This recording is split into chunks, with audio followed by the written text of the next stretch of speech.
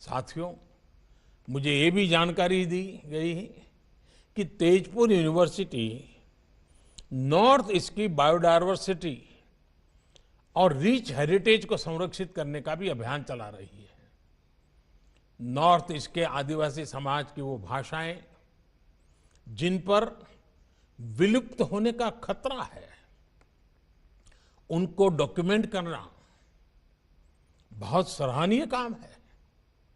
इसी तरह संत श्रीमंत शंकरदेव जी की जन्मभूमि नौगांव के बाताद्रव स्थान में सदियों पुरानी लकड़ी पर उकेरी गई कला का उसका प्रिजर्वेशन हो, या फिर गुलामी के कालखंड में लिखी गई असम की किताबों और पेपर्स का डिजिटीकरण हो, आप वाकई इतने विविध कामों पर लगे हुए हैं।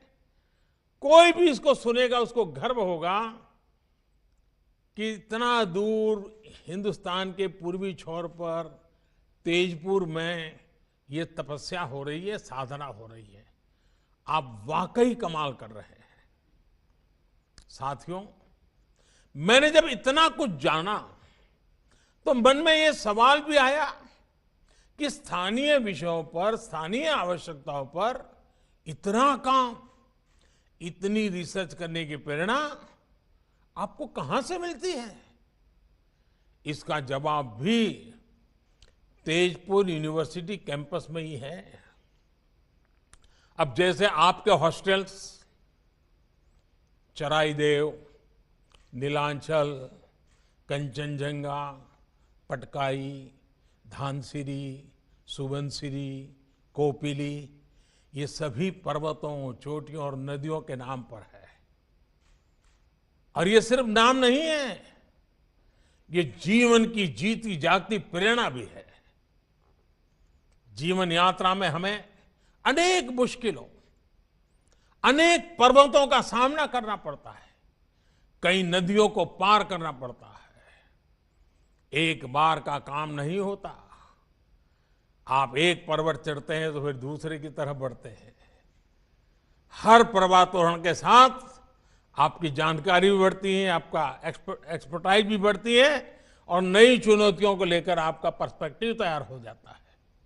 इसी तरह नदियां भी हमें बहुत कुछ सिखाती है।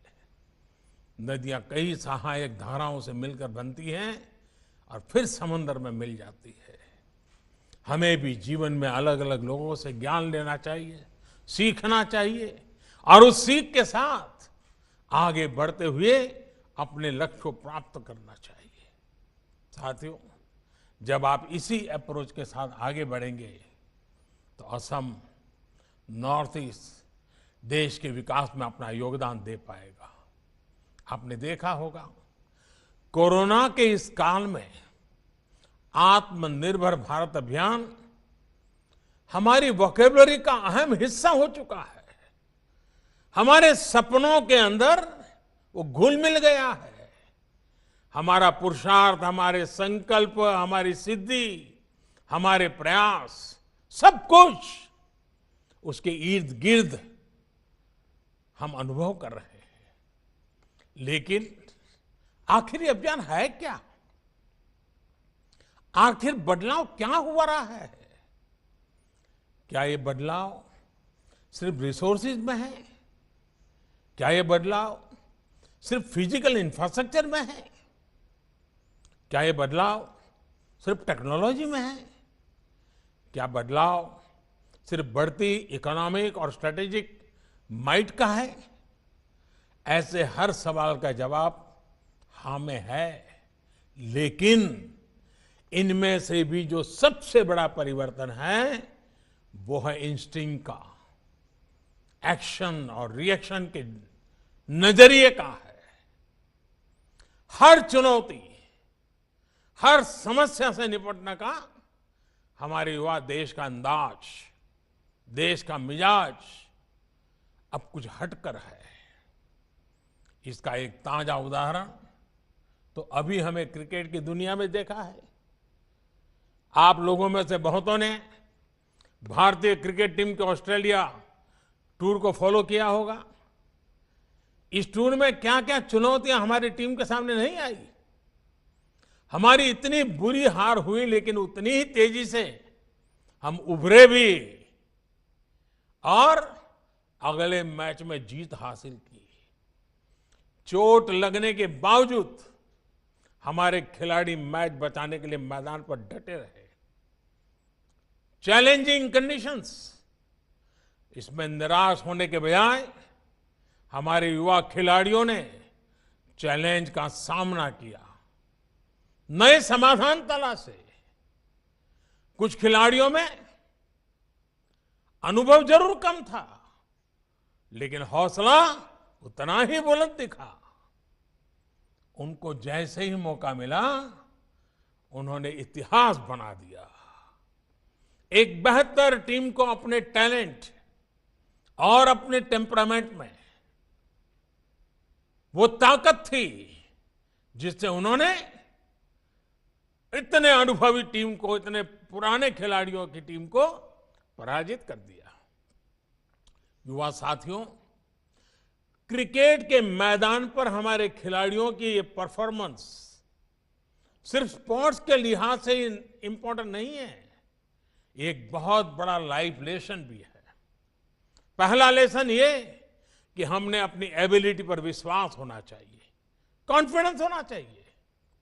दूसरा लेसन हमारे माइंडसेट को लेकर है। हम अगर पॉजिटिव माइंडसेट से लेकर आगे बढ़ते हैं तो रिजल्ट भी पॉजिटिव ही आएगी।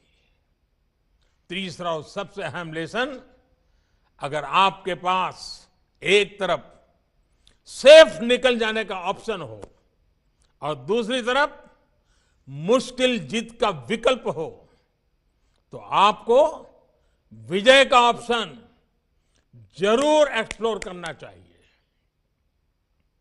अगर जीतने की कोशिश में कभी कभार असफलता भी हाथ लगे तो इसमें कोई नुकसान नहीं है। रिस्क लेने से, प्रयोग करने से डरना नहीं है। हमें प्रोएक्टिव और फियरलेस होना ही पड़ेगा। हमारे भीतर जो फेल्यूर का डर होता है, हम जो अननेसेसरी प्रेशर अपने ऊपर लेते हैं, उससे जब आप बाहर निकलेंगे तो फियरलेस बनकर उभरेंगे भी।